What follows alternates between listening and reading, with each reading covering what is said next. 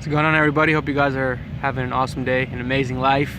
I'm here at the park. It's amazing outside. Oh my god, the weather is just beautiful. It's 80 degrees today in March, so that's awesome. I hope it doesn't like snow tomorrow or something, but yeah, I just wanted to talk today about subject that I've noticed a lot within myself and others, and I just wanted to mention it, just so that hopefully that we can together all try to change this aspect in us, and that's judging others and not reflecting on our own problems.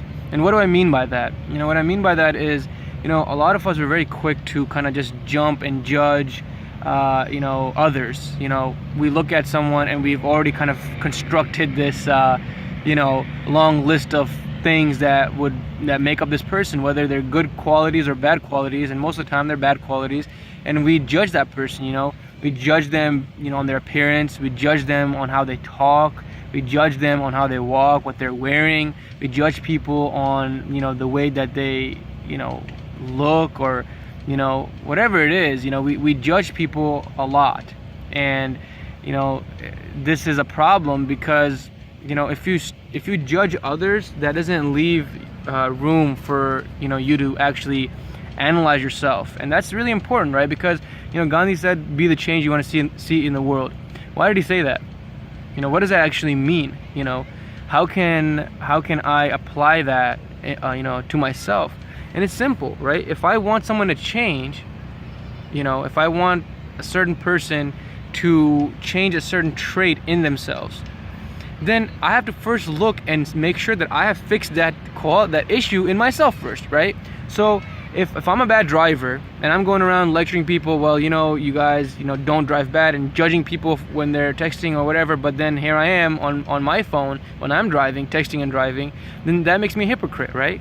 So we just become people who want to correct others just for our self-satisfaction.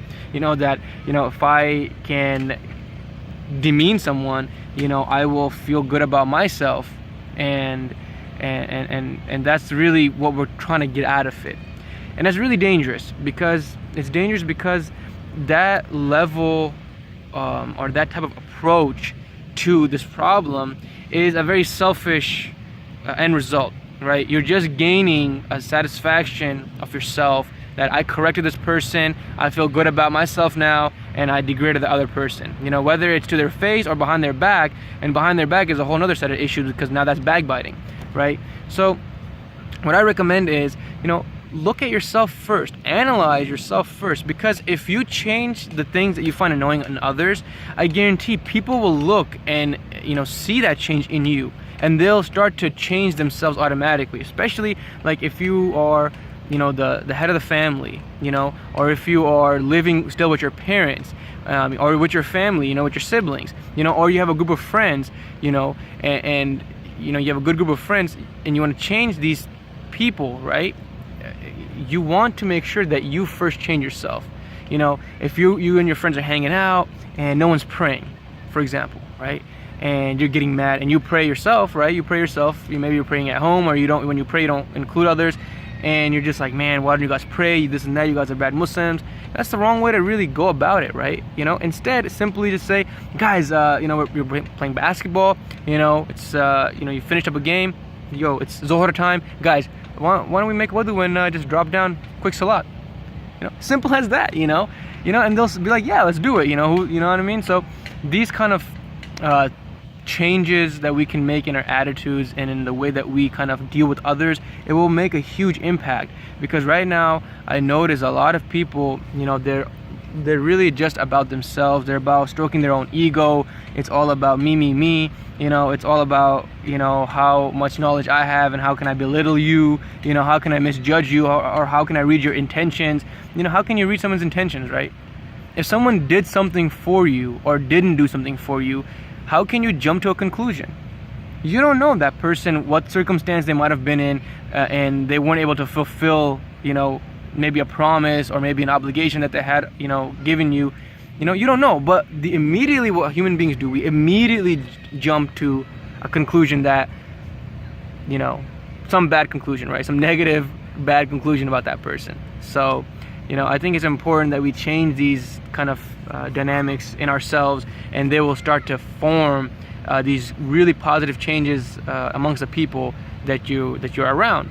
So that was my piece of advice. Now I hope I don't offend anyone or anything like that, because this is as much a reminder to myself as it is for you guys, because my whole channel is really, I'm not anywhere close to perfect. You can't ever be, actually. You can't. If you are a person that thinks that, well, I have attained perfection now, you are far from it. Because perfection is something that you cannot achieve. It's a beautiful thing in that way, in that regard, because it's something that you have to constantly keep working on. Because imagine if you attain perfection, right? What would happen? You would stop learning, you would stop growing, and you would become stagnant, and you would, in essence, not be perfect anymore, right? So perfection is a pursuit, and we have to continually pursue this state of betterment. Like our Prophet Muhammad sallallahu alaihi wasallam, like that's what he did. He was the best of us, yet he struggled all the time, in being better and helping people. And the way that he helped people, he was never arrogant about it. He never belittled anyone.